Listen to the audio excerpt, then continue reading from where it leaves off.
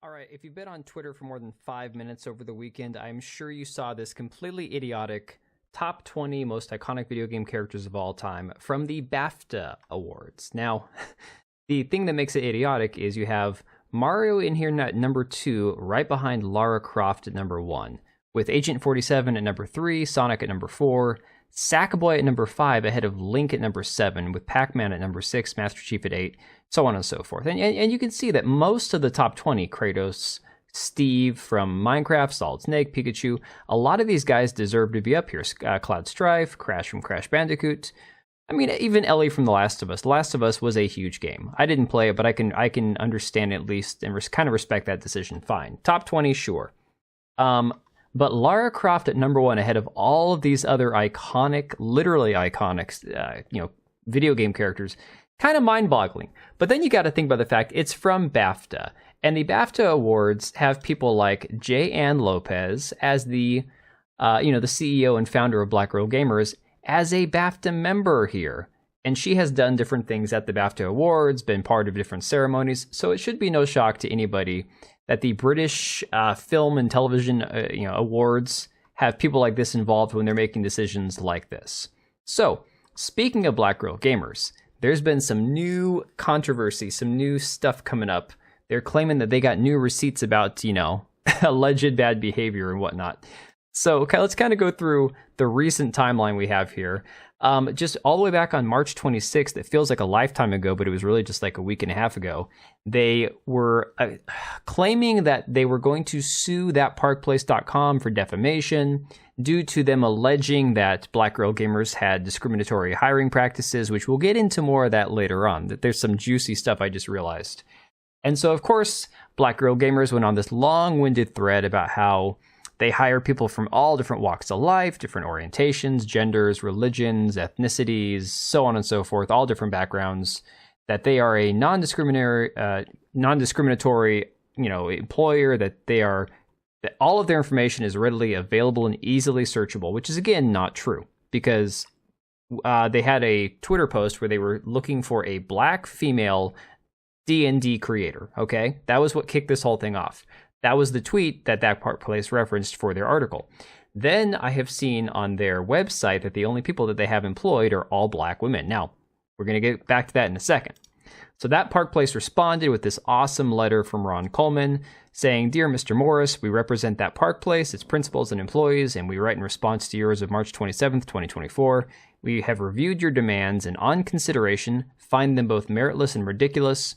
For these reasons, your demands are rejected in whole and we consider the matter closed. Please direct any further inquiries as may be necessary to the undersigned by email." And Ron Coleman signs it right there. Beautiful letter. I love it. It was fantastic to see. It's kind of up yours. So then we have this insane thread from Black Girl Gamers going on and on and on about how Gothix TV, the woman who left Black Girl Gamers a few years ago, claims that she was harassed, forced out for her beliefs, that, she wasn't allowed diversity of thought, even though she herself was a black girl gamer.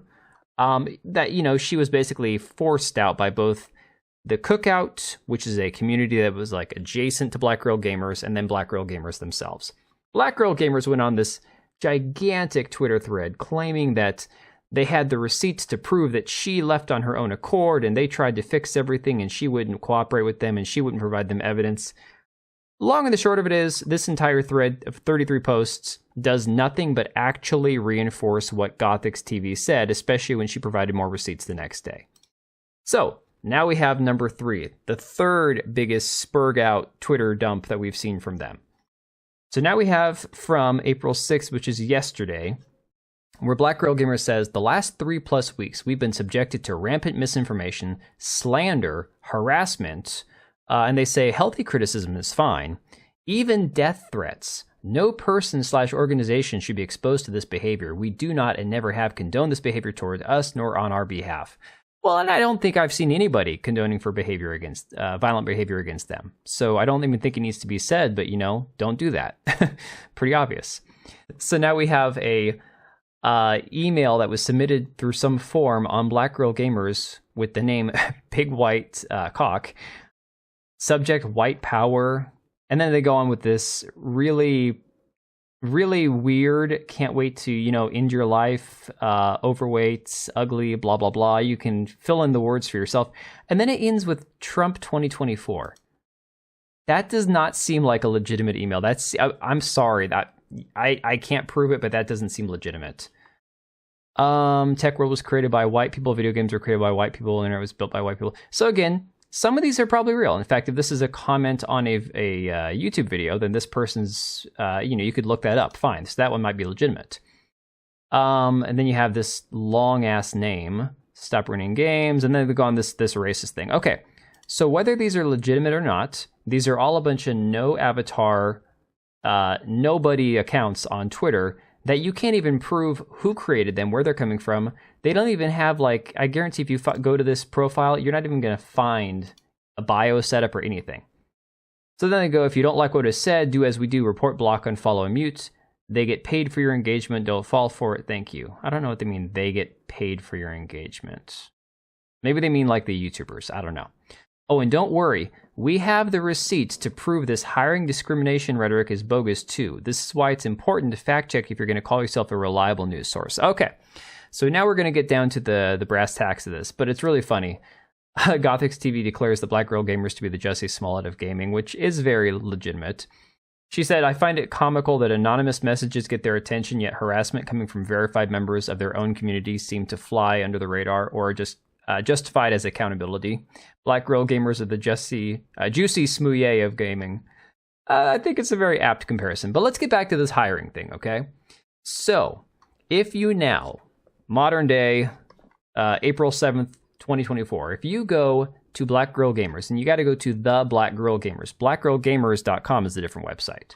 So if you go to the blackgirlgamers.com and you go to their About section, this is all you see, all right? Doesn't seem out of the ordinary. Doesn't seem too weird, right? Except I had to go back. I was thinking back on this. I'm like, why does this look weird? What is going on here? And then I remembered in a video that I did, and I'm going to play it without sound here. I think I got this muted. Yeah, we got this muted. We're going to full screen. This is their About Us section before. You tell me what you see different, all right? Meet the team. Jan Lopez, Mary Adofia, content manager. Victoria Brown, social editor, social media manager, I think it said.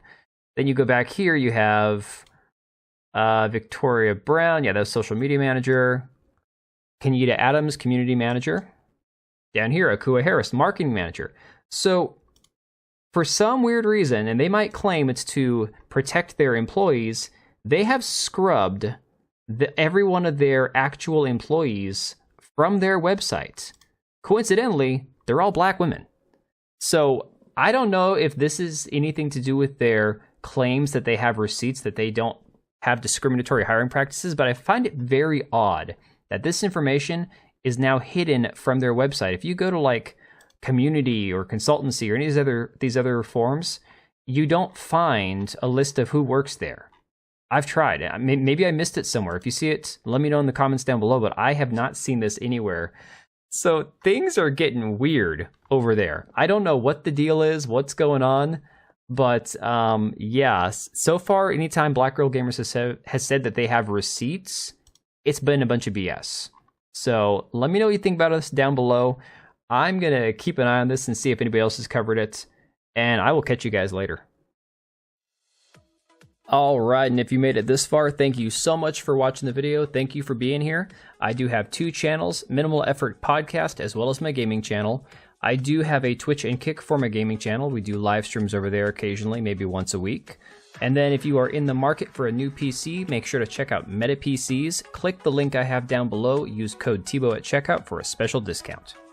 Thanks again for watching, and I'll see you next time.